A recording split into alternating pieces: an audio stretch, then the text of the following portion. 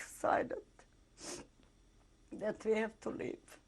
Not that I wanted to. I didn't want to come. My husband said, okay, it will okay, let's go. I said, no, but I had to. For every little thing, somebody just knocked in the door or slammed the door. I was shaking, I fainting. It was a terrible life for me. When did you come to the United States? In 1960, in March. How did you get here? Who helped you? My sister and my brother-in-law. And people, they come from Israel, then Jana doesn't help. But because what happened to us, the Jana took over and helped us here.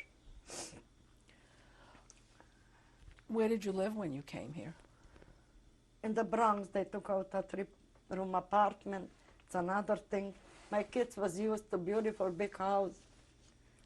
My oldest son says, I don't want to stay here another minute. I'm going back. And we had trouble with them because they didn't like it. They didn't want to stay here. But they saw they don't have a choice, so. What type of work did your husband do here? In the beginning, it was artworks, factories here, there. And then he got a job in a nursing home, some managing job, and it was an okay job. Did you work here? Yeah, in factories, yeah. What type of work did you do? Whatever, I never worked in my life, so the first time somebody find me a job in jewelry boxes. They made jewelry boxes. I learned fast, and I was a very good worker. And they liked me there, and I started at 90 cents an hour. But the two of us, we brought home $80. The three kids, everybody said, go on welfare. I said, I wouldn't take money for nothing. I can work, I work, and we tried to give for the kids the best education what we could. Tell me about your children. They was good students. My oldest son, all the kids went to camp summer. My son went to summer school. He finished in 3 years high school and in 3 years college. At college, it wasn't such a smart thing that he finished so early. It was the Vietnam era. And almost, he finished, he had to go. But then it was the end already. But what is your oldest son's name? Jacob. Okay. Is he married? Oh, yeah. He's married. He had 3 wonderful sons. What is his wife's name? Hannah. She's a teacher, too. And how many children does he have? 3 sons. What are their names? The oldest is Uri. The second one is Lior. The third one is Yair.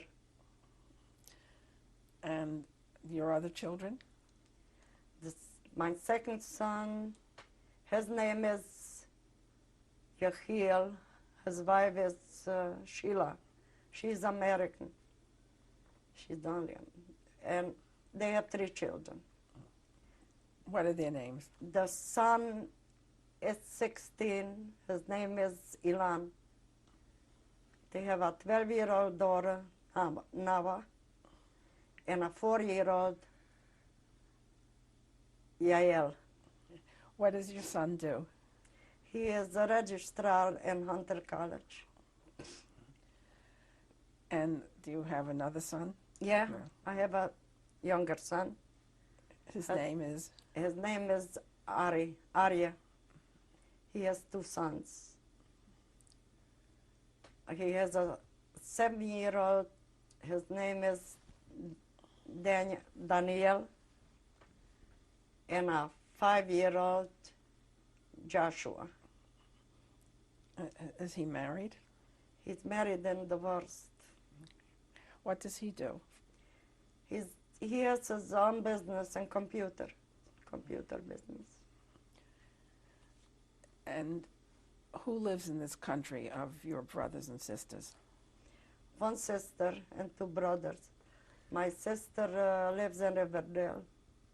Her name is Josephine. And her last name? I don't know exactly. Because she met. I think Davis. Davis. And I have a brother. His name is Emil Moshkovich. And he lives here in Brooklyn. And another brother I have in Los Angeles. His name is Eugene Moshkovich. And he has a son. In looking back over your experiences during the war, what gave you the strength to survive? I don't know. I really don't know. I always said that because I left Auschwitz so fast, that saved me. Because if I would stay there a few more days, or maybe even a few more weeks, I wouldn't make it, ever. I would never be alive. Can you tell me about the effects of your Holocaust experiences on the present-day life? I have terrible dreams, and very often. And what bothers me the most, I'm always afraid my kids and my grandchildren, that they shouldn't go through this. I'm always afraid with them. I'm always worried. If they don't call me in time, or they go away someplace, they know already. They go someplace, just shopping or someplace, they will call me up and they will tell me, "Ima, don't worry, we are okay, but we are not home." I'm always thinking of the worst thing, and I don't know why. It's terrible. Can you tell us some of your dreams? The Germans are always after me, and they and Auschwitz and those, it's awful dreams. I wake up, I'm so wet and scared and shaken. It's terrible dreams. I can't repeat them, and that's why I'm always afraid that it never happened to those kids. I'm not worrying about myself anymore. Always worrying about my grandchildren. What are your religious beliefs? I was brought up religious, and I am religious. I would never blame God what happened. I don't know who to blame, but I would never blame God.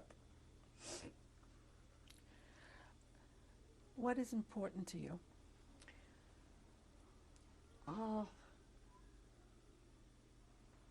The most important thing to me is that those young people should never, never, never experience things like this. Just to read what was and never experience things like this. What advice would you like to give to your children and grandchildren? I don't even know what to tell them. When I used to tell my grandchildren, especially my oldest one, he asked me, "Why you let yourself? Why you went wherever they wanted you to go, or what? And not just you." What could I tell them? I just told them, look, they had the guns. We had 10 fingers and nothing else. If we don't do what we want, they have the gun. So he looked at me and he said, maybe you're right. But today's a different world. And I think young people have to be smarter than we was. I don't know if it would help if we would resist or something. How could we? We went blindly wherever they took us. That's why. I just don't want this happen to nobody. Doesn't matter who it is. Thank you very much. Oh, thank you. Thank you.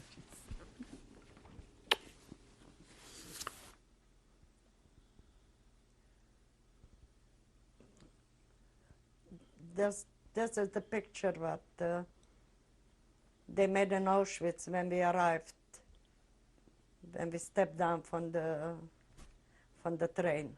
Who did that? I don't know, probably the Germans, nobody else. What year was that? Hmm? What year? In 1944. How did you get this picture? I have a girlfriend, but she lives in Czech. And years ago, she find a book, and she find this picture. She recognized me. She sent me that picture. Could you tell us who is on that picture? Where are you? There is three girls what I know from home. One is from my town. Her name is Suri Martin. The other two, they are from Tage, but we was together in ghetto, and in the same wagon and on the train. I don't know really their last names. One is here on the left is Ruchi with a kerchief, and in the back is I don't know her name either. I don't know her name. The other ones, one is my girlfriend's sister, but she never came back. And the other one I don't recognize. Which one are you? The second one from right with this hat here. Yeah, this is my wedding picture. Was a simple hippie, that's all. But we didn't know better, and we was happy, and that's what counts. And your husband's name? Right? Your husband's name? Oh, Moshe Rosenrauch. And what year was this taken? And 47, May 6th, And where was it taken? in Warendorf. Oh, this picture. This is our house after the Arabs put a bomb under it and explode the whole thing. Where was this taken? Moshav Shafir. And there is my husband and me and looking in horror. My son, the oldest one, was very seriously injured. He was in coma 3 days. Doctor didn't know what to do. But thank God, he came through and he's okay. Yeah, this is my son Jacob. And his family. This is the son that was injured badly in an Arab bomb when they bombed our house. Those are his 3 sons and his lovely wife. I love her. What's her name? Hannah, And the sons? Jacob. I love them. They are my life. What are the sons' names? Your grandson? Oh, the oldest son is Uri on the left. On the right is Lior, and on the top is Yair. It was his bar mitzvah. When was this taken? I think 6 years ago. And where was this taken? I don't know the name, the place where the bar mitzvah was. It was a beautiful bar mitzvah.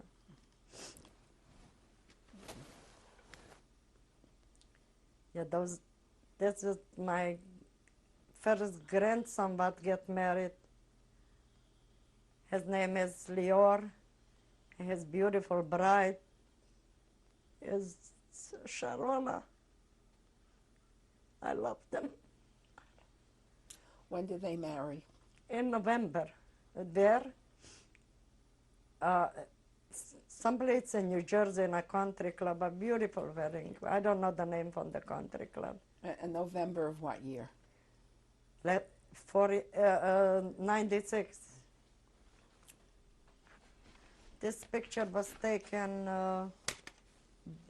on Lior's bar mitzvah. I don't remember which one. But there is my 3 daughter-in-laws and my 3 sons and my grandchildren. My daughter-in-law's name, the first one to this side, to the right, is my oldest daughter-in-law. Her name is Hannah. To the left is my youngest. Her name is Sara. And the end is the middle one. Her name is Sheila, and her daughter, Nava. In the back, is on the right is my grandson Uri, my second son Yechiel, my oldest son Jacob,